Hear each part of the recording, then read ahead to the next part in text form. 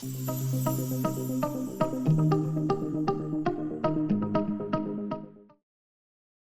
everyone. Welcome to Ignite. This week, I am here with Mark Scott, co-founder of Bella+Duke. Mark, welcome. Thanks, Karen, for having me on. It's a pleasure. It's really great to meet you. Really great to chat. So, Mark, can you start off by telling us a little bit about Bella+Duke? Sure. So Bella+Duke it's a bit of a sad story with a happy ending. About 9 years ago, a friend of mine, Tony, and we had 4 dogs, and 3 of them got cancer, all under the age of 10. And I'm just like, wow, this is bonkers. This is crazy. And also I'd been working on my own health at that time because, like a lot of us, I've been eating processed foods, fizzy pop, all that stuff full of sugars, it's not good for the body. But I thought it was even worse in pets because I'm just like, wow, how can 3 dogs out of 4 get cancer? So I kind of started looking into my own diet at that time, and I cleaned it up. I was eating healthy. I was eating fresh fruit, vegetables, meat, fish. And I just suddenly felt great. I've got all this energy that I had when I was maybe 20. And then I thought, I'm going to have a look at my dog's food. And I picked up the packet, this big dry dog food, and I looked at the side of it and went, oh my Lord, no wonder. I cannot believe I've been believing all the marketing and all the stuff written on the front of it about natural and healthy. And actually I read it all and it goes, and the ingredients was just absolutely terrible. And I felt so frustrated and annoyed by it that I hadn't looked, and I've been trusting it, that I thought, I need to do something about this. I wanted to help my dogs and Tony's dogs. So I started researching in it, and I found out about raw feeding and how natural it is and how healthy it is. And there's something like 7 million species of animals, the last time I counted, on planet Earth. And 99.9999999% of them eat raw. It's only us as humans and the domesticated animals that we feed that eat processed foods, which are the ones with chronic diseases. So I'm like, I'm not a scientist, I'm not a vet. And I went, I've just figured this out. How come other people haven't figured it out? And that was the start of Bella+Duke. I thought I need to do something about this and tell people about it. And it was a real passion from the start of going out there and changing the pet food industry. Rolling forward, we grew to the fastest growing pet food direct business in the raw category in the UK. We were top 100 fastest growing companies in the UK, all from a little town in Blairgowrie in Perthshire. Wow, amazing. And so you said you weren't a scientist, though. So how did you had this idea, you had this passion, obviously, because your dogs were involved. But what were the first steps you took, given that you weren't a scientist? And you hadn't worked in the food industry, right? No, not at all. I actually did hospitality management at college, but that was the closest I've got to food. And obviously feed myself. So I knew the first thing was, I'm a leader. So as a leader, I set a vision. I'm really good at getting things done. What I need to do is to find people who are great at what they do. So as a leader, I had to have a very clear vision about, this is what I want to do, this is what I want to achieve. Then I need to go and find people who can help me. So I went and found a vet, and I called loads of vets out of the blue and said, hey. And I asked them, the crazy thing is, I asked them to invest in my company as well. And I found some crazy people that agreed with me. And then a nutritionist, Tony, who's a food manufacturer. He's been in that for years, so that side. So I just attracted all these people who were going to add value and help me get this company up and running. So that was but that's because I had this very clear goal of where I wanted to be. And when I explained it to people, like, yeah, count me in. And that's how we did it. So it wasn't me, it was my team. Amazing. And everybody brings a little piece of expertise in a little bit of area. Yeah, absolutely. Yeah. So let's back up a little bit. You mentioned a little bit that you went to college for hospitality management. Can we start sort of at the beginning? What were you like when you were young? So back in time. I wasn't great at school. Let's just say I was the one who was looking out the window. I could never quite understand what people were saying. I could never quite understand the lessons. I really struggled at school. I got bored. School just was not my thing. I was never academically driven. Well, 50, I just found out 6 months ago I'm dyslexic. Fill in the gaps there. It's just that my brain's wired differently, and I didn't get the help that you can get today and all these other things. But anyway, I never allowed that as an excuse. I used that as but what could be my superpower? Because I think differently, I act differently to most because my brain's just wired differently. So I actually really love that. So when I left school and I got to college, I managed to blag my way in with no GCSEs. They must have liked me or something, or I bought them a chocolate bar. I can't remember. But for some reason, with no GCSEs, they let me do a BTEC in hospitality. And I thrived. I absolutely thrived in it. I was using computers. I was cooking. I was being, very action based. I was getting merits and distinctions. I'm like, I've never had those in my life. So I'm like, wow. And I really enjoyed it because every day was different. I was meeting people, and I just really loved that. So I was never going to be an accountant or a solicitor. It just was never going to be my thing. And then at the end of college, I had to go make some money because I was skint, and I got a summer job doing door-to-door sales, selling stuff out of a big bag. And unfortunately, I was really good at it. Like, I could sell a lot. I could sell all different types of stuff. You name it, I'd just flog it.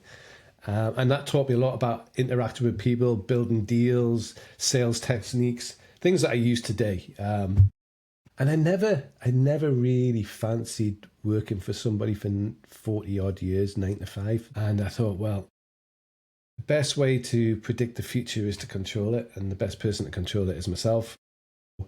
I just started going out there and building a team of people and showing them how to do sales. And I set up an office in Edinburgh at the age of 20. And I built it when I was about 23, 24. We had 200 people doing sales for us, which is crazy, selling all different types of stuff. But then probably about 5 years, 6 years after that, I realized I'm building everyone else's business and not my own. And that's when I got involved in the internet. And I went, oh, wow, you can go to the whole world, and I can do that from my place in Edinburgh. I'm like, wow, this is a great opportunity. And off that, I've built lots of businesses, party sites. I've got Go Bananas party buses. I've got city sites. I ended up in India. I've done a lot because of that business and internet. The businesses that you just described, they're all really different, and Bella+Duke is really different, but the core entrepreneurial skills that you gained through various things, that's the key. So people don't necessarily have to know this is exactly the business that I want to do. It's about just kind of that passion of knowing you want to do something, and then that drive. Absolutely, right? Yeah. I always start that way. I go, I have no idea. So I've just started a new business last month. Again, and I have no idea how it's going to work out. You can set up a business today in your bedroom with just a computer and very simple skills. And so I'm like, wow, why aren't more people just going and doing it? But to your point, Karen, most of these things I just learn on the way. And actually, it's not that people don't have the skills to do it. It's just they're scared to take the first step. And why are they scared to take the first step? Usually it's because they might fail. And why are they worried about maybe failing? It's because people might judge them. And why are you worried about people might judge them? Because they might all laugh and point at you. Well, at some point, you just got to go, you know what? At least I did it. At least I tried it. Because I'd rather go to my deathbed going, I gave it a shot. I gave it my all. And either I failed or didn't. But no matter what, I gave it my all. And I think the more people who do that, the more amazing things will happen. I think what we need to do in the UK, and especially in Scotland, is not be afraid to take the big things on and just go for it. Because the only person who's stopping you is you. I sat down in what, with my two other co-founders, and I said, we're starting from zero. What do we want to achieve? And we said, well, why don't we try and build a business worth 50 million quid in 3 years? That was the goal. We went, okay. I went, okay, in order to get that valuation, what do we need to do? We worked it backwards. We didn't do it in 3 years. We did it in 4 years. Not too from shabby. A little town in Blackberry. Yeah. So that's like, and that's what I wanted to do really, was to show people that you can do it, It's so amazing, and it's so impressive. I think a lot of times the failure piece, people kind of look at someone like yourself who has all this success and they think, well, he hasn't failed. He was successful, so it's easy for him to talk about that. Can you talk about some times actually you have failed? I fail all the time. Like, I constantly fail. If I'm not failing, I'm not succeeding. I know it's weird, but that was the one thing when I did door-to-door sales. I just realized that I'll meet all these smart people, really super smart, educated people, but they'll be scared to take that first step. And when you're doing sales, you might go and see 300 people in a day. 270 of them are going to say no. You get pretty used to no. But it's never personal. And that's what you got to realize. When you get a challenge, it's never personal. Either they don't want the product, or they do, or they're just the wrong time, or maybe having a bad day, you know. But you learn all these things, and you learn how to deal with it. And actually, it's just a mental game. That's really the key, is just having that ability to go, I know I'm going to have challenges, but the reason I'm doing it, and this is, sorry, I'm going to go off a little bit tangent again. One of the most important things is the why. Why are you doing it? Why do you want to do it? And proving something to yourself is just fine. But when you take something that wants to be bigger, like I wanted to change the pet food industry, then that's a big, big, big audacious goal, right? And who am I to do that? What right have I got to do that? So I've got this big goal. So all these problems that we had along the way, they were like speed bumps. They weren't like Mount Everest, because the goal was Mount Everest. And that's why you've got to have that why.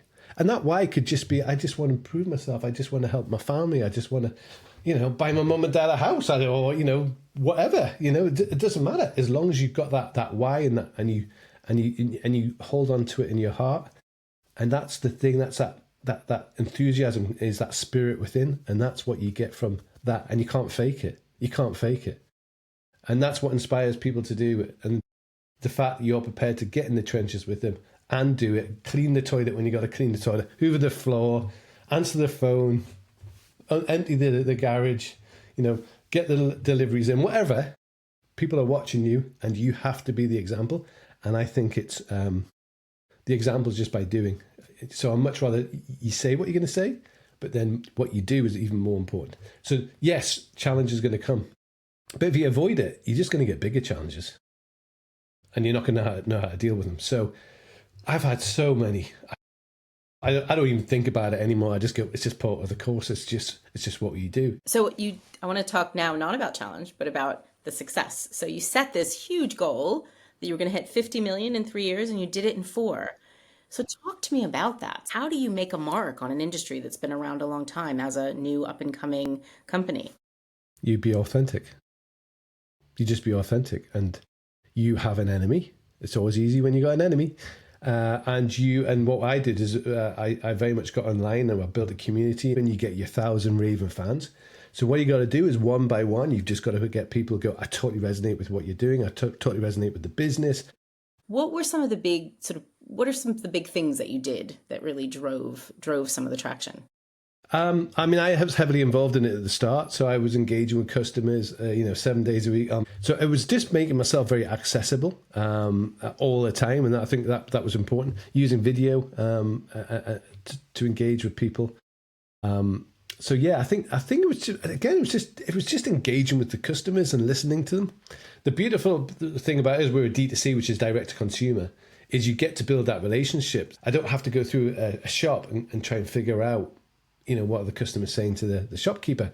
They're actually telling us, so we can go, okay, is this better or worse? Is this, what do you want to see? What can't you see? And all these things. But I think that is part of the reason for our success, is just over communicating. Because when we don't do it, I notice it. When we don't do it, they don't know the story of the company, or they don't buy it in the same way. And that's really important when you're building a bigger scaling company, is the culture. How do you create that culture? Employee 500 understands the business just as well as employee number 4.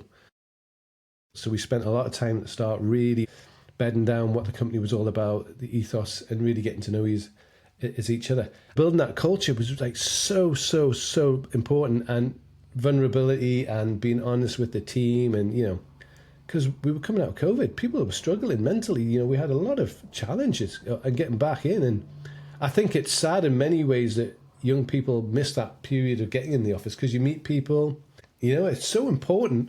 You get mentoring.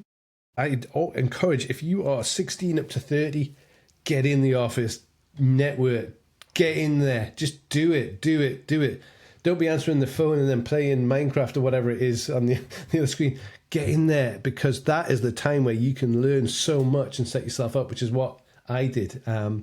And that's so important for your mental health, for your relationships with friends, and for evolving as a person.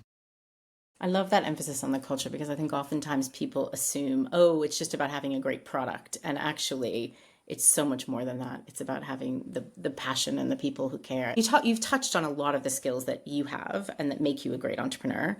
But if there's someone sitting out there who's sitting in a high school classroom right now thinking about doing this, what kind of skills do you think they should work on and what kinds of things might they do to actually build that muscle of entrepreneurship at this stage of their lives?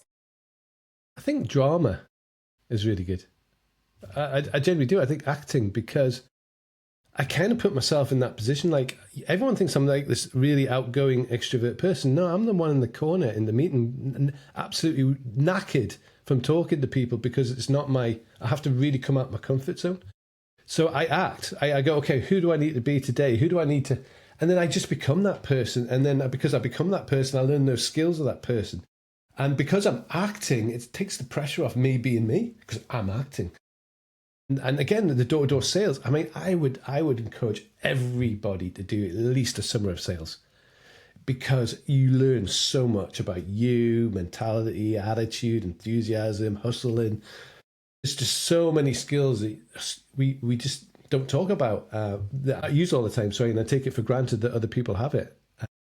So I would say just, get out there, get public speaking. Hey, if you're the one in the classroom not putting your hand up because you're afraid, do it. Do it. Do it. Do it and keep doing it until it gets easier. Just keep doing it. That when you get that in your tummy button, that in your tummy and you're feeling uncomfortable, that's your comfort zone saying, oh, I don't want to go. No, get pushed past it, push past it. And we're often afraid that people won't like us, but have the courage to be disliked, because if you speak your truth, and it's your truth, might not be reality, but it's your truth, people can understand why you are upset, why you are motivated, why you're excited. Don't bottle that stuff up. Just get used to talking about it and get it out. And you will allow others to do that. And you will attract like-minded people by doing that. And you'll see you as a strong individual.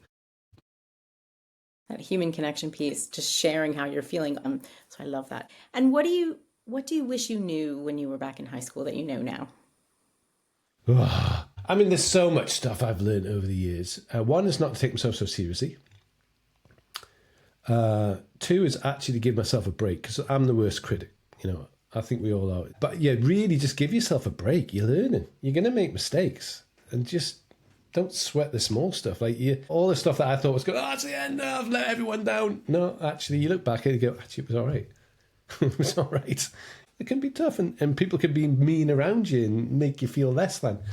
But just know in your heart that you're loved, that, you are an individual, you are who you are, you don't need to be anyone else. And also hang out with people who are like you. You really want people who are going to push you, encourage you to raise your game. So you become basically the 6 friends that you hang out with. So who's your pals? And then decide, is that where you want to be in 5-10 years' time? Are they pushing you? Are they living you? So that's the one way to think about. And we don't think about that at that age. So I think maybe that's something which I wish I thought more about. Well, Mark, I could talk to you all afternoon, but I know you're very busy. You've got a lot going on. So any final words for our budding entrepreneurs out there? Just get started. Stop making excuses. Just start. Just go and test, and don't care if you fail. Just get going. Just try it. Just try it. Get set up. And have some fun. I was washing cars when I was at school to make some money, and I was doing gardens. Start. Just go and tap on someone's door and go, hey, do you need someone help in your garden? Whatever, just get started. Every experience adds up. You don't have to have it all figured out. Just start. Love Just that. Start. Mark, thank you so much. It's been so wonderful to talk to you. Really appreciate all your insights and super excited to see what next adventures you get up to. Thank you, Karen. Appreciate it.